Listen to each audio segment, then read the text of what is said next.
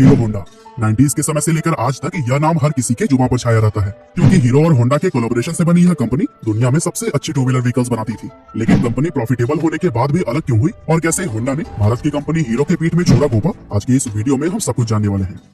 असल में हीरो एक साइकिल बनाने वाली कंपनी थी जिसकी नींव बृजमोहन लाल मुंजाल ने 1956 में रखी थी और 1975 तक आते आते यह भारत की सबसे बड़ी साइकिल बनाने वाली कंपनी बन गई। इसके बाद उन्होंने अपनी साइकिल्स को बड़े लेवल पर विदेशों में भी बेचना शुरू कर दिया और इस तरह साल 1986 आने तक ये कंपनी सिर्फ इंडिया ही नहीं बल्कि पूरी दुनिया की सबसे बड़ी साइकिल बनाने वाली कंपनीज में शुमार की जाने लगी। लेकिन उसी दौरान उन्होंने देखा कि फॉरेन मार्केट में मोटरसाइकिल बिजनेस भी काफी तेजी से एक्सपेंड कर रहा है, लेकिन इंडिया में तो लोगों के पास सिर्फ स्कूटर और मोपेड का ही ऑप्शन है। इसीलिए वे इस गैप को फिल करने के लिए इंडियन मार्केट में मोटरसाइकिल उतारना चाहते थे। लेकिन उस वक्त हीरो के साथ प्रॉब्लम यह थी कि उनके पास इंजन बनाने की टेक्नोलॉजी ही नहीं थी, जिसकी वजह से मोटरसाइकिल बनाना उनके लिए तो मुमकिन ही नहीं था। इसलिए अपने इस प्लान को एक्शन में लाने के लिए उन्होंने किसी विदेशी कंपनी के साथ में कोलैबोरेशन करने के बारे में सोचा। अब उस वक्त भारत में लिबरलाइजेशन भले ही नहीं आया था, लेकिन उस टाइम गवर्नमेंट इंडियन कंपनीज को यह अपॉर्चुनिटी देती थी कि अगर वो चाहे तो किसी भी विदेशी कंपनी के साथ में टाई अप करके इंडिया में अपना बिजनेस एक्सपेंड कर सकते हैं। इसीलिए बृजमोहन लाल ने हीरो के थ्रू दुनिया की सबसे बड़ी मोटरसाइकिल बनाने वाली जापानी कंपनी होंडा के पास में अपना प्रपोजल भेजा। अब क्योंकि उस समय कोई भी विदेशी कंपनी भारत में डायरेक्टली अपना बिजनेस स्टार्ट नहीं कर सकती थी,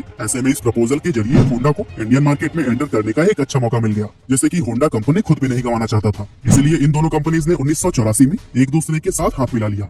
हीरो और होंडा के बीच उस टाइम ये एग्रीमेंट हुआ था कि हीरो बाइक्स के लिए बॉडी बनाएगा और होंडा उसके लिए इंजन सप्लाई करेगा। इसके अलावा उन्होंने एक एनओसी भी साइन की थी जिसके अकॉर्डिंग दोनों कंपनीज फ्यूचर में कभी भी एक दूसरे के मुकाबले में अपना कोई प्रोडक्ट लॉन्च नहीं करेंगे। और दोस्तों दोनों ही कंपनीज इन कंडीशंस से सेटिस्फाइड थी, जिसके बाद से ये डील फाइनल हो गई और यहीं से हीरो होंडा की शुरुआत हुई। अब कागजी कार्यवाही पूरी करने के बाद से हीरो होंडा का सबसे पहला प्लांट हरियाणा में बनाया गया, जहां से हीरो और होंडा ने मिलकर तुरंत ही बाइक्स की मैन्युफैक्चरिंग करनी स्टार्ट कर दी। 1985 में जब उन्होंने अपनी पहली बाइक CD100 लॉन्च की तो फिर यह बहुत तेजी से पॉपुलर हुई, क्योंकि इंडियन मार्केट में एक तो बाइक का कॉन्सेप्ट ही नया था और दूसरा इस बाइक का माइलेज बहुत ही कमाल का था। इसके अलावा उन्होंने अपनी बाइक को उस प्राइस सेगमेंट में लॉन्च किया था जो कि हर मिडिल क्लास फैमिली के लिए अफोर्डेबल हुआ करता था। साथ ही उन्होंने अपना मार्केट कैंपेन भी बहुत ही प्रभावी तरीके से तैयार किया था, जहां इनकी टैगलाइन थी fill it, shut it, forget it, यानी कि इसमें पेट्रोल फिल करके भूल जाइए। इस टैगलाइन का भी लोगों पर काफी ज्यादा असर हुआ और लोग इस बाइक के दीवाने हो गए थे, क्योंकि उन्हें स्कूटर वाला माइलेज अब बाइक में मिल रहा था। लेकिन उसी दौरान जापानी करेंसी में उछाल आ गया, जिसकी वजह से जितने भी स्पेयर पार्ट्स जापान से आते थे वो काफी ज्यादा महंगे होने लगे और हीरो होंडा को अपनी बाइक्स अफोर्डेबल बनाने में काफी दिक्कतें आने लगी। असल में यहाँ प्रॉब्लम यह भी थी कि उस वक्त हीरो होंडा के कई सारे कॉम्पिटिटर्स इंडियन मार्केट में आ चुके थे,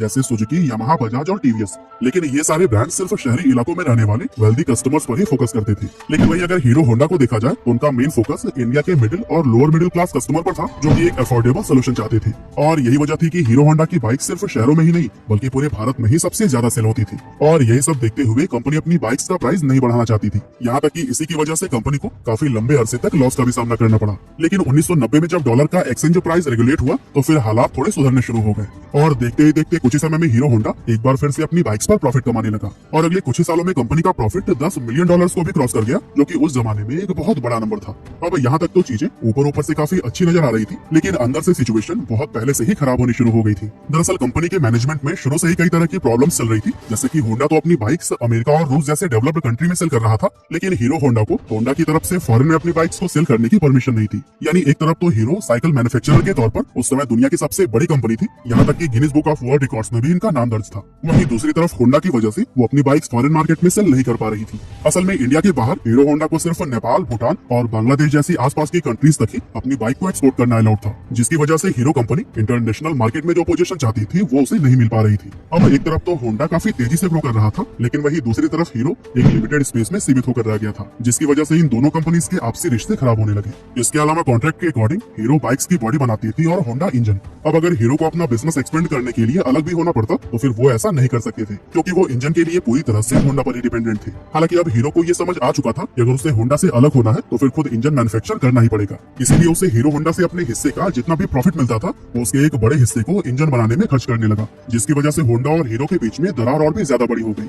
अब जैसा कि इन्होंने कोलैबोरेशन के टाइम एनओसी साइन किया था कि ये एक दूसरे के मुकाबले में कभी भी बाइक्स नहीं लॉन्च करेंगे, लेकिन होंडा ने इसके खिलाफ जाकर साल 1999 में इंडिया के अंदर अपनी एक separate company Honda motorcycle and scooter India start कर दी और फिर उसी प्राइस सेगमेंट में ही बाइक्स लॉन्च करना शुरू कर दिया, जिसमें पहले से ही हीरो होंडा की बाइक्स मौजूद थी। इस तरह अगर देखा जाए तो इंडियन मार्केट के अंदर होंडा ने अपनी बाइक्स को हीरो होंडा के मुकाबले में लाकर खड़ा कर दिया था, जिसकी वजह से हीरो होंडा के कस्टमर्स डिवाइड हो गए और इसके कुछ साल बाद होंडा ने एक्टिवा को लॉन्च करके स्कूटर सेगमेंट में भी एंटर कर लिया था। अब अगर देखा जाए तो इस पूरे मामले में होंडा की 5 उंगलियां घी में थी। क्योंकि होंडा की हीरो होंडा से तो अर्निंग हो ही रही थी, साथ ही अपनी सेपरेट बाइक कंपनी से भी उसका अच्छा खासा प्रॉफिट जनरेट हो रहा था। और दोस्तों इन्हीं सभी प्रॉब्लम्स को देखते हुए ही हीरो ने होंडा से अलग होने का फैसला कर लिया और फिर 2010 में जाकर दोनों ही कंपनीज हमेशा के लिए अलग हो गई। हीरो होंडा में इन दोनों कंपनियों के 26% शेयर थे, जिसके चलते होंडा मोटर्स ने अपने हिस्से के सारे 26% शेयर हीरो कंपनी को ही बेचने का फैसला किया। और दोस्तों हीरो कंपनी के प्रमोटर ब्रजमोहन मुंजाल ने होंडा के ये शेयर्स 1.2 अरब डॉलर्स में खरीदकर अपना खुद का कारोबार हीरो मोटोकॉर्प के नाम से आगे बढ़ाया। अब जब ये दोनों कंपनीज अलग हुई थी तब ज्यादातर लोगों ने ये कहा था कि होंडा के बिना हीरो मार्केट में कभी भी सर्वाइव नहीं कर पाएगी।